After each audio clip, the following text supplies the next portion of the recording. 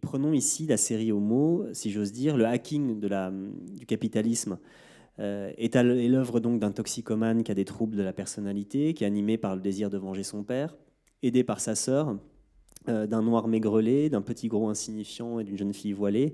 Autrement dit, une petite société donc de marginaux. Une petite société qui a sans doute profité de l'aide d'un Suédois hyper ambitieux qui est Tyrell Wellick, prêt à tuer pour arriver. On ne peut pas dire que l'Atlas fasse envie, ni que les intentions des personnages principaux soient d'une grande pureté. Par ailleurs, comme un revers inquiétant, si le premier épisode mettait en scène, vous en souvenez, les puissants comme quelques ombres discutant en haut d'un building, le fameux 1% des 1%, le désordre mondial est créé par une communauté qui est encore plus petite et guère plus rassurante. Et cette victoire, quelles en sont les manifestations? Elles sont presque plus inquiétantes qu'euphoriques. Les leaders du monde se mobilisent, des gens crient dans le Times Square et les rues de New York, et c'est une petite fête organisée par Darlene, donc la sœur d'Eliot qui a codé le verre, le fameux verre, une fête d'adolescents attardés où l'on boit de l'alcool dans des gobelets en plastique et où on se trémousse sur la musique, sur de la musique très très moyenne dans le 10e épisode. J'ai du mal à voir là les ferments d'une société à venir qui soit plus riante que celle qu'elle vise à remplacer, et donc je ne suis pas certain que le discours porté sur l'aptitude de la technologie à ouvrir un horizon politique soit aussi ferme que ce qu'il est annoncé.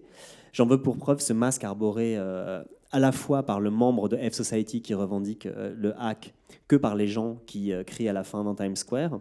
On reconnaît le masque de Guy Fawkes, donc, qui est le symbole des Anonymous, devenu aussi par la suite le symbole des manifestants des mouvements Occupy. Alors vous vous souvenez que Guy Fawkes, c'est un catholique anglais qui a participé au début du XVIIe siècle à la conspiration dite des Poudres, dont le but était de faire sauter la Chambre des Lords pour tuer le roi Jacques Ier.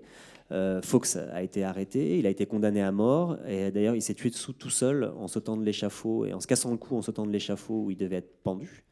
Il est le personnage de la BDV pour Vendetta, dont le dessinateur David Lloyd a créé le masque, donc, et c'est ce masque qui est devenu le symbole des Anonymous.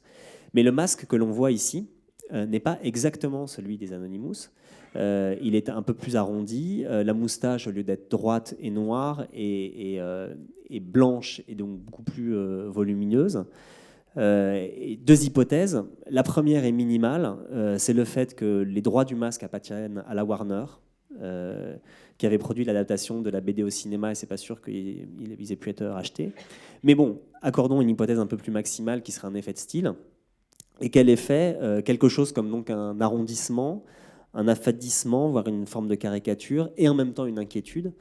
Il me semble que Mr. Robot est d'une radicalité politique très ambiguë, car de la même manière que nous doutons, après le twist scénaristique maintes fois décrit, que tout cela ait eu lieu, nous en venons à douter que tout cela soit vraiment souhaitable.